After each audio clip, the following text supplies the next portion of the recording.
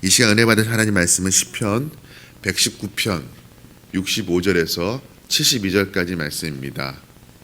시편 119편 65절에서 72절까지 말씀으로 구약성경 892면 전후에 기록되어 있습니다. 우리 한 목소리로 함께 봉독하겠습니다. 여호와여, 주의 말씀대로 주의 종을 선대하셨나이다. 내가 주의 계명들을 믿었사오니 좋은 명철과 지식을 내게 가르치소서. 고난당하기 전에는 내가 그릇 행하였더니 이제는 주의 말씀을 지키나이다. 주는 선하사 선을 행하시오니 주의 율례들로 나를 가르치소서. 교만한 자들이 거짓을 지어 나를 치려하였사오나 나는 전심으로 주의 법도들을 지키리이다. 그들의 마음은 살쪄서 기름덩이 같으나 나는 주의 법을 즐거워하나이다. 고난당한 것이 내게 유익이라. 이로 말미암아 내가 주의 율례들을 배우게 되었나이다. 주의 입의 법이 내게는 천천 금은보다 좋으니이다. 아멘. 담임 목사님 나오셔서 헌금에 기도해 주시고 말씀 전해 주시겠습니다.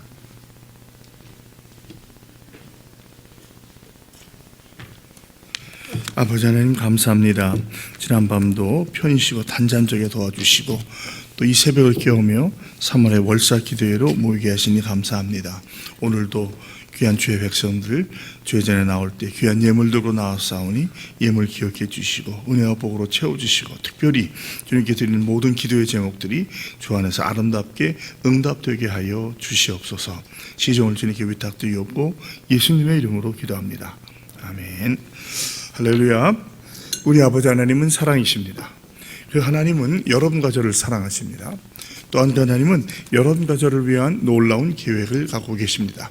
3월의 월사 기도를 통해서 다시 한번 저와 여러분이 우리 주의 풍성한 사랑을 체험하시고 또 우리를 향한 놀라운 계획을 발견하게 되시기를 주 예수 그리스도의 이름으로 축복합니다. 저는 오늘 봉독한 말씀을 중심으로 고난은 위장된 축복입니다 라고 하는 제목으로 여러분과 함께 은혜를 나누기 바랍니다. 우리 말씀 제목 같이 읽습니다. 고난은 위장된 축복입니다. 오늘 읽은 본문 시편 119편 65절 72절에는 고난에 대한 아주 우리가 잘 알고 있는 두 가지 말씀이 나오죠. 67절에 고난당하기 전에는 내가 그릇 행하였더니 이제는 주의 말씀을 지키나이다. 71절 고난당한 것이 내게 유익이라. 이로 말미암아 내가 주의 율례들을 배우게 되었나이다. 그러니까 이것만 봐도 고난은 우리를 괴롭게 하려는 하나님의 어떤 악수가 아니라 우리를 선하게 만들고 훈련하는 과정인 것을 알 수 있어요. 고난은 누구에게나 옵니다.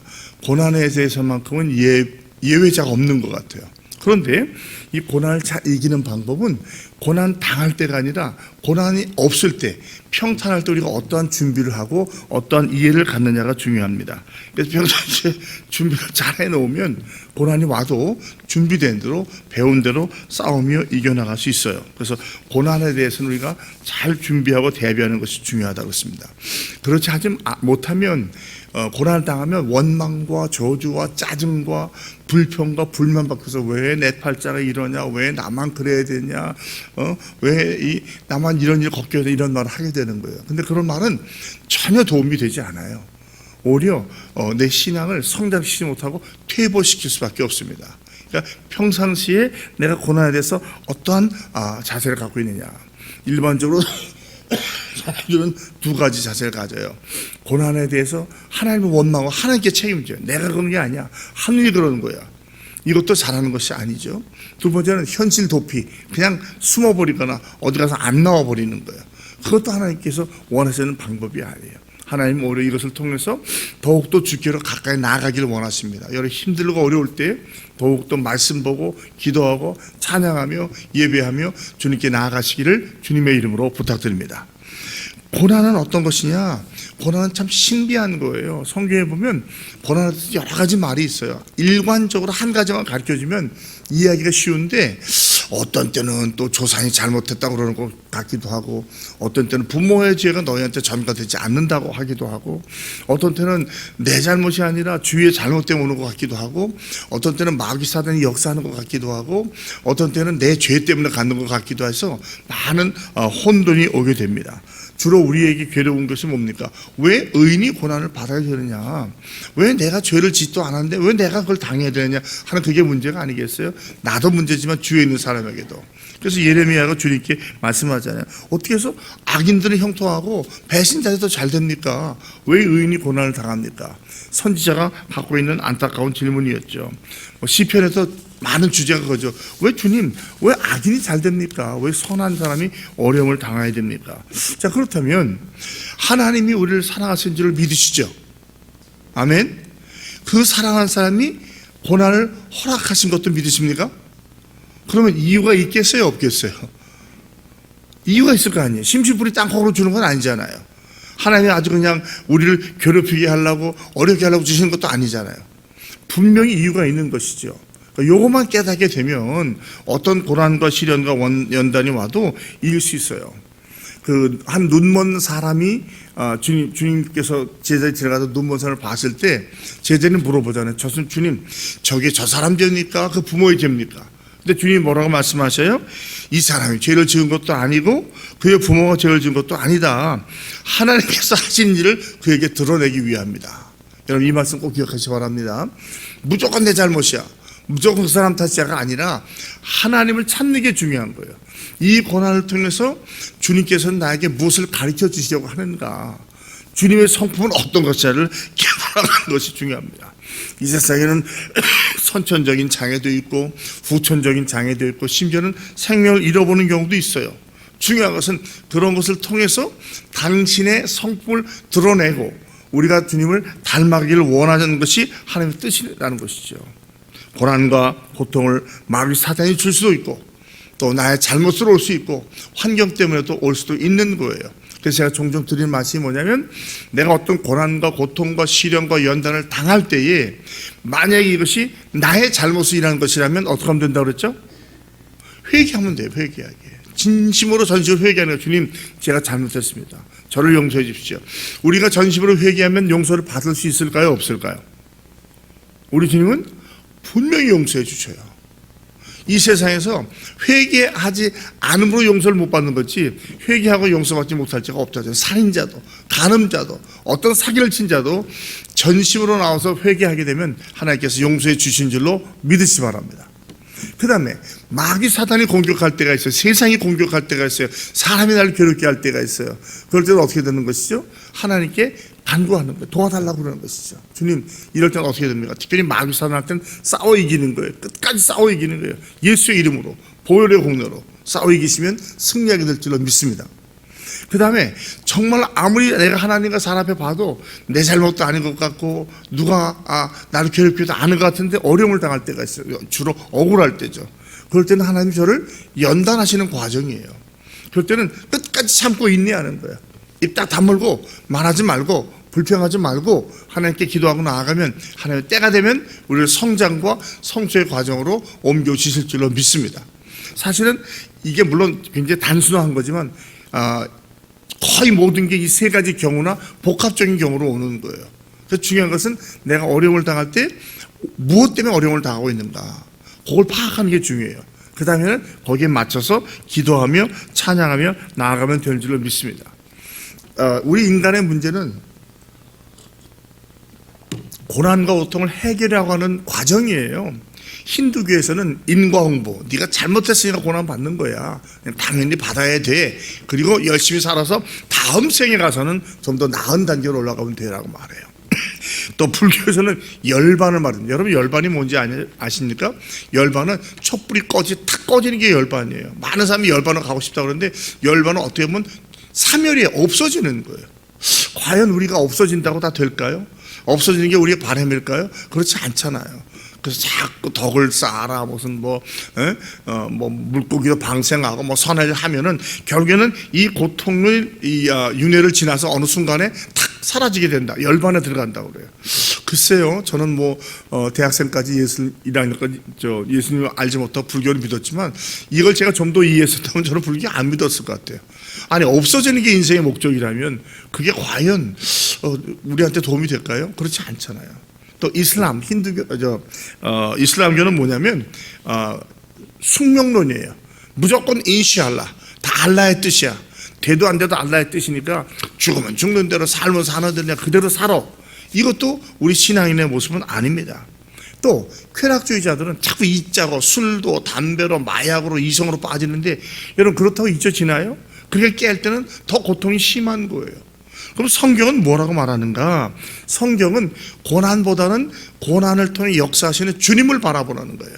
그리고 그 주님을 끝까지 의지하고 신뢰하라는 겁니다. 그럴 때 주님께서 당신의 뜻을 우리 안에 이루어 주시는 것이죠. 우리 주님은 항상 선하신 분입니다. 믿으십니까?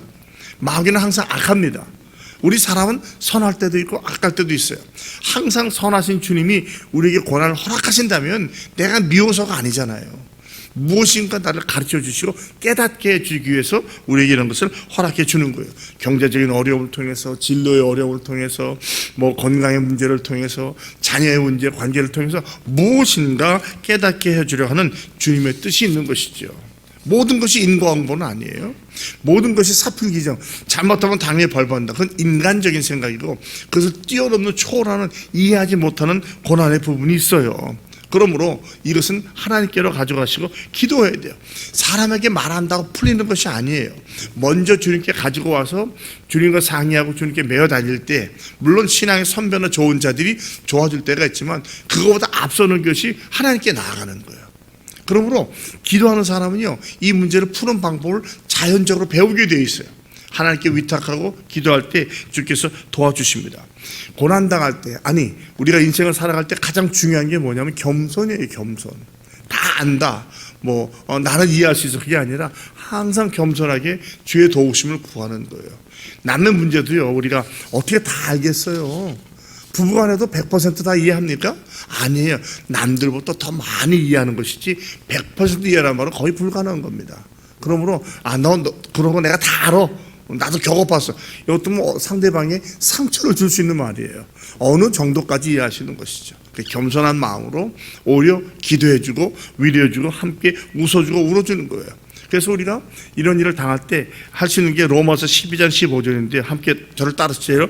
즐거워하는 자들과 함께 즐거워하고 우는 자들과 함께 울라. 이거예요. 막 가서 말을 많이 한다고 위로가 되는 게 아니에요. 어떤 때는 그냥 따뜻하게 안아주고 함께 울어줄 때 그것이 위로가 되는 것입니다. 그리고 우리는 그들을 위해서 중보하며 기도하는 것이죠. 그때 주님께서 그 기도를 통해서 그들을 위로해 주시고 역사하시는 줄로 믿습니다. 고난은 신비예요. 우리가 다 이해한다고 말하는 것은 교만입니다.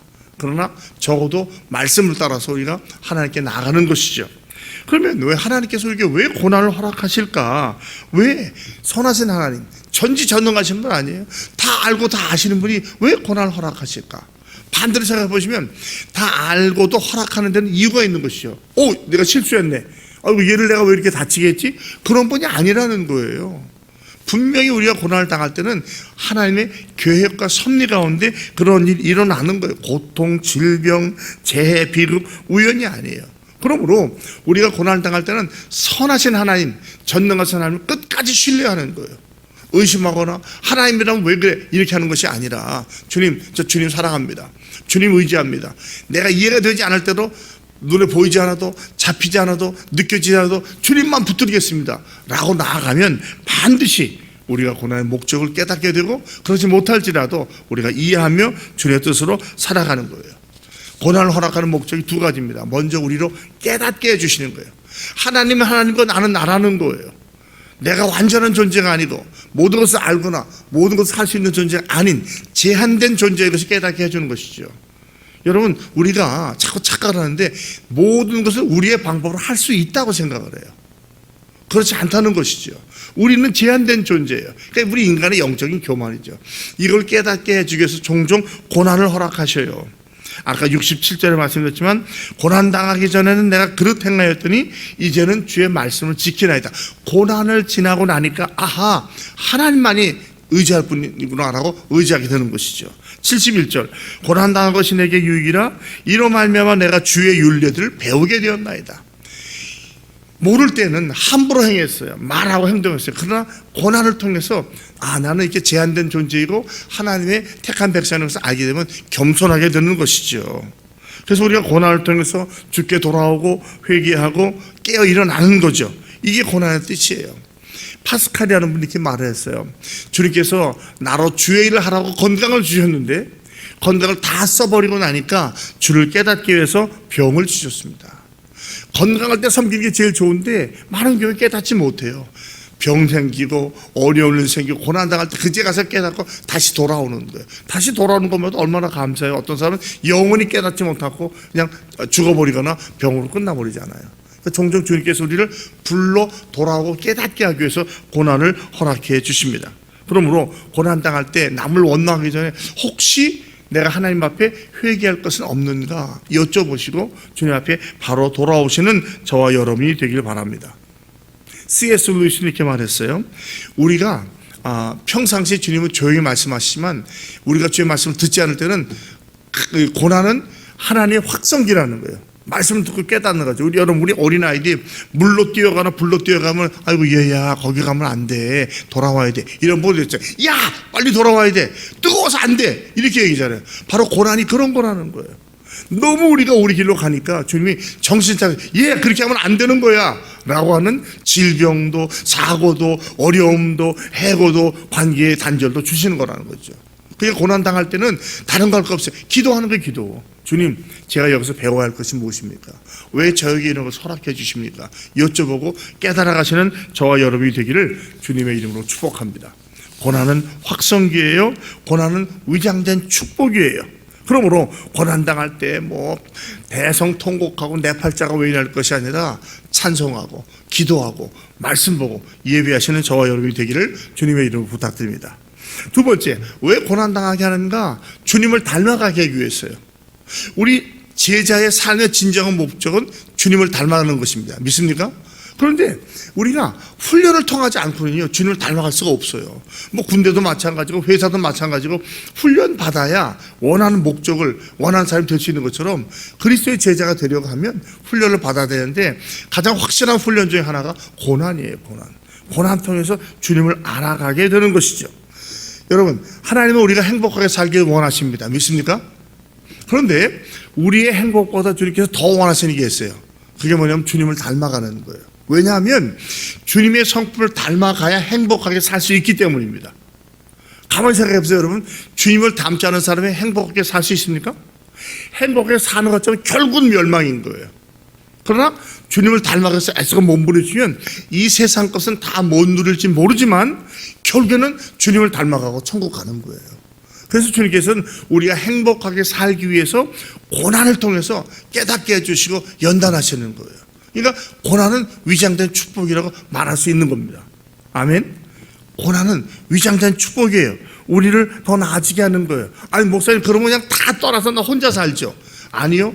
사회적인 학자들에 의하면 혼자 살면 병도 더 많이 걸리고 생명도 더 짧아진대요. 우리 인간은 이렇게 대인관계를 통해서 살게 돼 있어요. 물론 좋은 사람들과 좋은 관계 맺는 게 제일 좋은 것이지만 그렇지 않은 사람들을 통해서라도 우리가 배워가는 거예요. 그렇지 못하면 우물한 개구리가 돼버리고 말아요.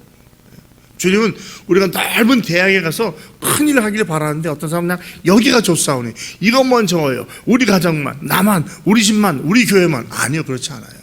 우리 신앙인들은 세계적인 마음을 가지고 품고 나아가야 할 줄로 믿습니다. 사랑하는 성도 여러분, 종종 주님을 사랑하시기 때문에 광야 40년을 우리한테 허락하셔요. 우리 세상 말로 뺑뺑이 돌린다고 그러잖아요. 뺑뺑이 돌려야 바로 되는 거예요.